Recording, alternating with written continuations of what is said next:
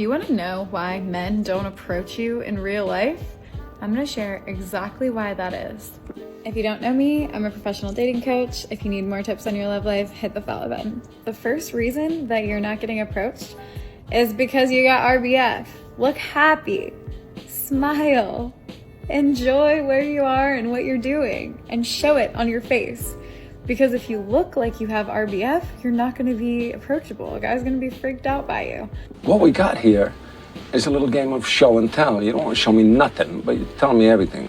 Oh, modern dating coaches, is there never an end to your supply of amusement? These broads are an endless surplus of modern single women who somehow think they're qualified to talk about dating despite it being at least 3 years since their last successful date. Now, in the past, dating wasn't all that complicated. At least not complicated to the point where it necessitated an entire coach, but thanks to a series of hilarious societal blunders, human pair bonding has been reduced to a toxic sludge of trust issues, psychological baggage, and abandoned hopes. It's really a wonderful time to be alive. Case in point, here's a coach who's telling modern women to genuinely smile more while she's trying to force herself to smile. There's no hiding that look of cynical desperation, woman. We all know the truth. The second reason is because you're wearing headphones everywhere you go. If you got headphones on, people are going to assume that you're busy and men are not going to come up and try to talk to you. Try wearing no headphones when you go on walks, or maybe half of the walk you don't wear headphones, or when you're at the grocery store don't wear headphones. Wherever you can choose to not wear headphones, if you have a potential to maybe meet somebody, do that, because that's going to increase your chances of getting approached by somebody. Oh, really? You know, the more I listen to these so-called coaches, the more I'm convinced they're just making things up as they go. You're viewing this through wine-tinted glasses, woman. We've been told ad nauseum to leave you alone no matter the context. So wearing headphones makes no difference. The dating environment has been so polluted that men aren't going to approach you regardless of what's on your head, up to and including massive alien brain parasites. The risk is far too high, and it's far too late to be doing little things to make yourself appear desirable and approachable. The damage is far past done. Now we're dealing with the fallout. So we've made like Superman 4 and are making a quest for peace, which is the only practical use I can think for that movie, and it's way more worthwhile than indulging in your quest to not die alone. The third reason is because you're not making eye contact with people. If men pass you by, look at them, make eye contact, and smile. Those are 2 indicators that you are friendly and open, and they will feel more comfortable coming and talking to you if they see those signals. If you look away or you ignore them every time you pass them, they're definitely not going to want to come talk to you because you don't look approachable.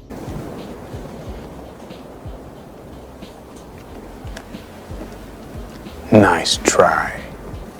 Oh, okay, yeah, I remember this one. So if a woman makes eye contact, then breaks it, smiles awkwardly, but not too awkwardly, and then after 22 seconds, looks again, and when eye contact is made, pretend to look away. Now, if the looking away is to the woman's 11 o'clock, that means she's interested and wants you to approach. Unless the moon is in retrograde and you're a Capricorn, then that means she wants you to slide into her DMs and nothing more. However, if she looks to her 6 o'clock and has just finished watching a romantic comedy, then you can approach. But only if you have the appropriate offering of $500 cash for the first date. Woman, eye contact is what got us into this mess in the first place. There's no need for any of this nonsense. Times have changed, sister. If you find a guy desirable, you are going to have to approach him and accept that you might get shot down. Now, I know if you say that, you'll end up losing a whole bunch of business, but come on. It's not like you had any business to lose in the first place. You know that. Of course I do, sir. Everybody knows that. Of course we do, sir.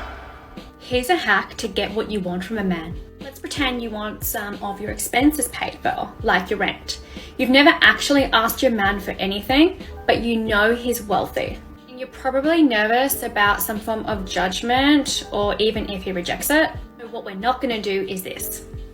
Hey hon, I just got an eviction notice saying that I'm late on my rent. Do you mind covering it for me?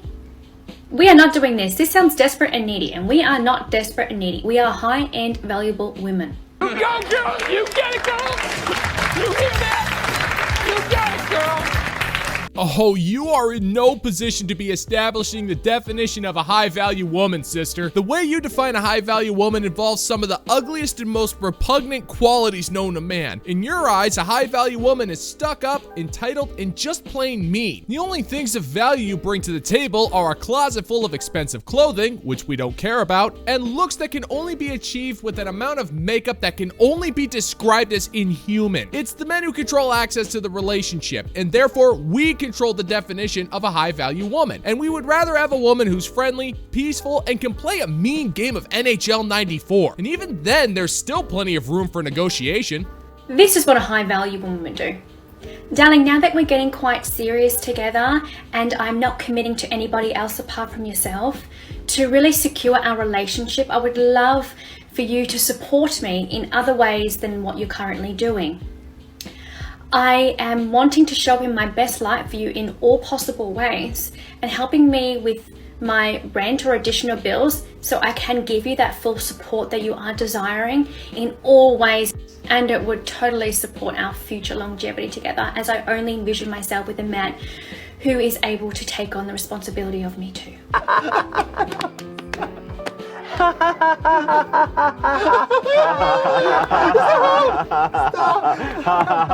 Hello there, love. I do appreciate you bringing this proposal to my attention. However, I wish for you to indulge me in a counteroffer if you don't mind. If you find that you are dissatisfied with the relationship thus far, then I fail to see how any form of financial compensation will improve such matters. To be blunt, if I wish to pay for the affections of a woman, I have the resources to hire one for an evening for such desires, and rest assured she will be much more discreet, pleasurable, and significantly less expensive than you. And when faced with this particular dilemma, what kind of a high-value man would I be if I kept such a high-value woman from reaching her truest of potential? The guilt is ripping me apart from the inside, and I shan't be the ringmaster of this mama's farce any longer. I hereby free you of your shackles to me, and much like the high-value bird that you are, all I ask is you fly away and be as free as you deserve. And if you wouldn't mind flying away rather quickly, I am trying to take the Red Wings to a Stanley Cup championship once again. I do have my priorities after all.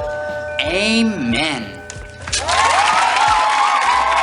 You're going to tell me you're sitting here asking a man to step it up?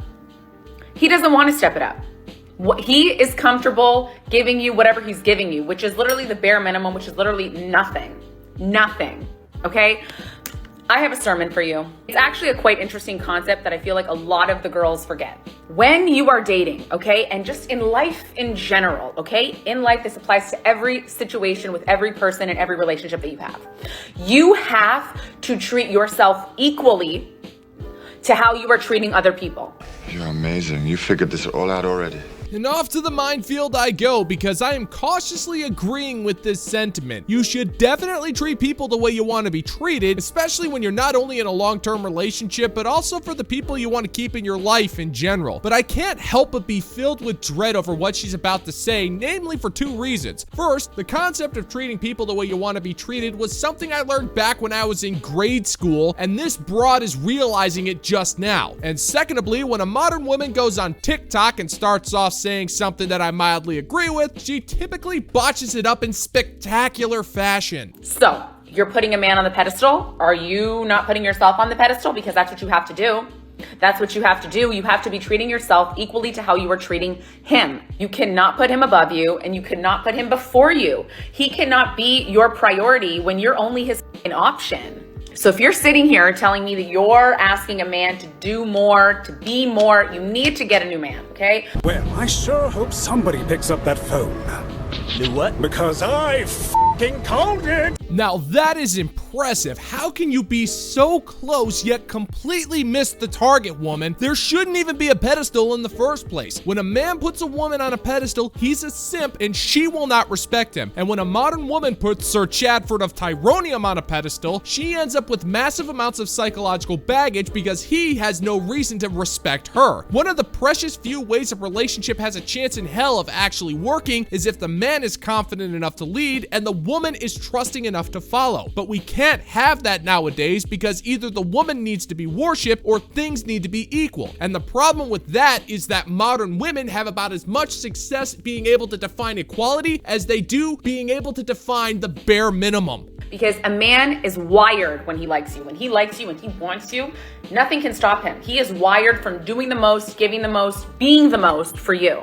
And if he's not doing that, he doesn't like you, he's a loser, he's a bum, he's lazy. And why would we want one of those guys? Does that sound appealing? No, negativo. You are not Bob the Builder. You don't need to fix him. He's not your project. You need to go get somebody new who doesn't need an instruction manual. Do you know what I mean? You must seek therapy. That's where I would go with that, but that's my own. Most men don't come with instruction manuals, lady. There's no need for them because we're not that complicated. This notion that you must fix men is something that you invented in order to justify getting into relationships with men who are terrible for you. Self-respecting men do not want you to fix them, but at the same time, you expect us to fix you, which is impossible. How in the hell do you expect us to fix something that's beyond broken? Meanwhile, we can't even so much as ask you for a little bit of support during a hard time because such a request will be seen as unmasculine. So no matter how you slice a woman, we can't win. So we don't even bother playing your games. You are not entitled to our peace, and we're not obligated to solve your problems. You're on your own, sister. Hope it was worth it.